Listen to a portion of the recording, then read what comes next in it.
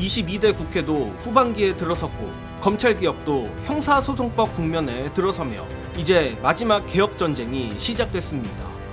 그래서인지 개혁의 최전선이라 할 수 있는 차기 법사위원장이 매우 중요해졌는데 여기에 아주 독종이 거론됐다는 소식입니다.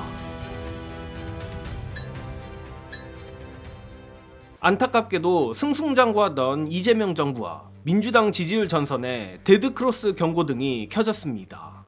그리고 이는 결국 민주당 뉴수박들의 반개혁 횡포에 지친 집토끼들이 떨어져 나간 결과라고 봅니다. 그렇기에 지금은 더더욱 개혁이 중요합니다. 특히 개혁 중에서도 윤석열 내란의 시발점이자 이재명 정부 탄생 동력이라 해도 과언이 아닌 검찰개혁은 우리 지지층의 가장 간절한 열망입니다. 윤석열 검찰이 어떻게 나라를 망가뜨렸는지, 어떻게 야당 대표였던 이재명을 사냥하려 했는지, 또 조작 기소와 별건 수사로 민주주의를 얼마나 짓밟았는지 우리는 똑똑히 봤습니다. 그런 의미에서 검찰개혁을 완성할 권한을 가진 국회 법사위원회가 다시금 매우 중요해졌습니다. 그런데 절망스러운 건 개혁의 선봉장이 돼야 할 차기 법사위원장 후보군에 마땅한 인물이 잘 보이지 않는다는 겁니다. 가뜩이나 요즘 민주시민들에게 상처를 주다 못해 마음을 쉽게 만드는 민주당 내 뉴수박 무리들이 설쳐대는 터라 차기 법사위원장이 자칫 뉴수박 거수기가 되는 것 아니냐는 끔찍한 시나리오까지 돌고 있는 게 사실입니다. 하지만 하늘이 무너져도 솟아날 구멍은 있다고 정청래 추미애를 잇는, 아니 어쩌면 더 독한 인물이 법사위원장 물망에 올랐다는 소식이 나왔습니다. 바로 조승래 민주당 사무총장입니다. 다만 조승래 사무총장 얘기를 하기 앞서 사실 기사 내용을 보면 민주당의 차기 법사위원장 후보군으로 가장 먼저 거론되는 인물은 송기현 의원입니다. 마침 송기현 의원도 라디오에서 당에서 하라고 하면 100% 수행할 수 있다며 사실상 법사위원장직에 대한 의지를 드러냈습니다. 물론 송기현 의원이 법사위 경험도 있고 검사 출신으로 법률 실무를 안다는 장점이 있을 수는 있습니다. 하지만 후반기 법사위원장은 그냥 회의 진행 잘하고 여야 간사끼리 적당히 협치하는 자리가 아니며 공소청 검사의 보안수사 배제 문제, 형사소송법 개정, 조작기소 특별법, 검찰개혁 후속 입법까지 윤석열 검찰체제를 뿌리째 뒤흔들어야 하는 자리입니다. 그런 점에서 검사 출신인 송기현 의원은 민주시민들 입장에서 불안할 수밖에 없습니다. 더구나 개혁성이 매우 의심되는 정성호 법무부 장관과 송 의원이 연수원 동기라는 점도 뭔가 마음에 걸립니다. 그렇기에 송기현 의원 다음으로 조승래 사무총장이 물망에 올랐다는 건 굉장히 중요한 대목입니다. 미리 말씀드리지만 저는 조승래 의원이 단순히 법사위원장감인 정도가 아니라 보통 사람이 아니라고 생각합니다. 여기엔 몇 가지 이유가 있는데, 일단 조승래 의원은 누가 뭐래도 정청래 지도부의 핵심입니다. 아마 일부 민주시민들께서는 이번 지방선거 과정에서 조국 전 대표에게 쓴소리한 것 때문에 조승래 의원에게 다소 비호감을 가진 분들도 계실 겁니다. 그러나 저는 이 부분을 전혀 다르게 봅니다.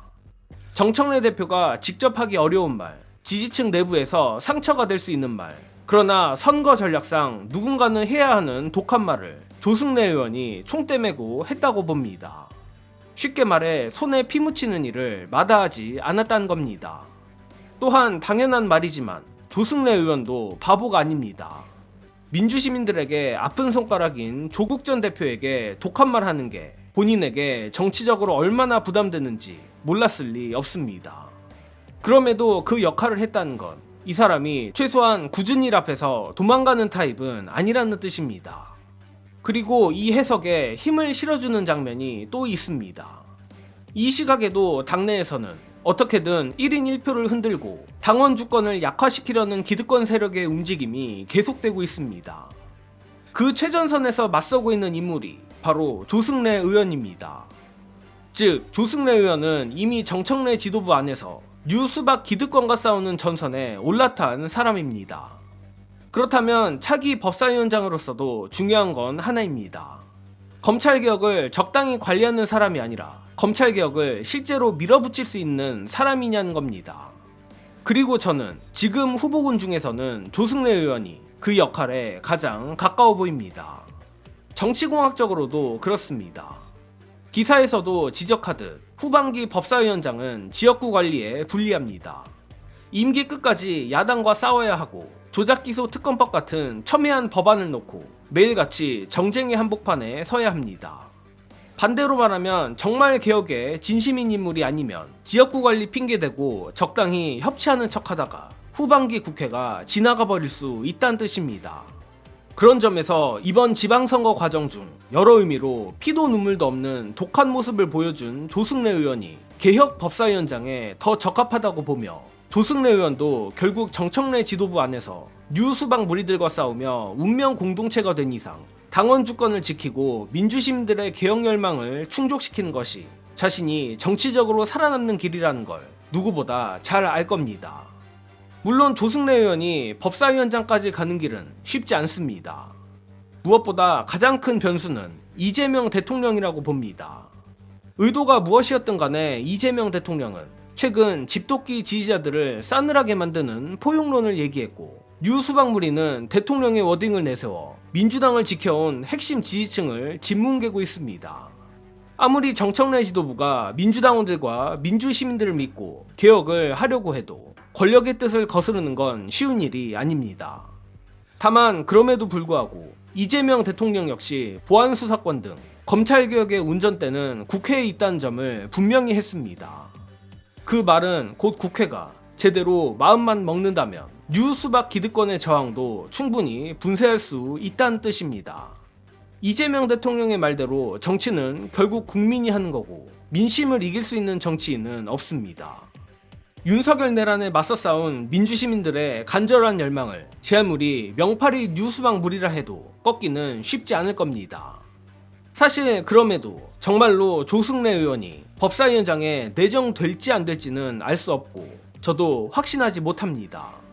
그러나 꼭 조승래 의원이 아니더라도 차기 법사위원장은 정청래, 추미애 법사위원장의 개혁 노선을 이어받을 수 있는 사람이어야 합니다.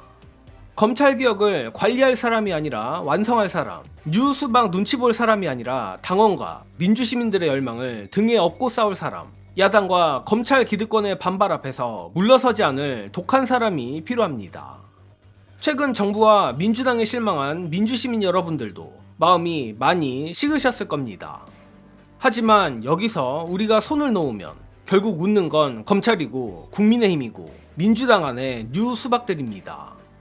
지금 필요한 건 포기가 아니라 더 강한 압박입니다. 민주당 정권이 계속 이어지고 이재명 정부가 성공하고 윤석열 검찰 체제가 다시는 부활하지 못하게 하려면 당내 개혁파에 더 큰 힘을 실어줘야 합니다. 그리고 차기 법사위원장 인선은 그 첫 시험대입니다. 고로 민주당이 이번만큼은 민주시민들의 열망을 배신하지 말고 검찰개혁을 끝까지 밀어붙일 수 있는 독한 법사위원장을 세우길 바라며, 민주시민 여러분들도 힘내서 민주당 개혁파에 힘을 실어주길 부탁드립니다. 이번 소식은 여기서 마칩니다. 시청해주신 여러분 감사합니다.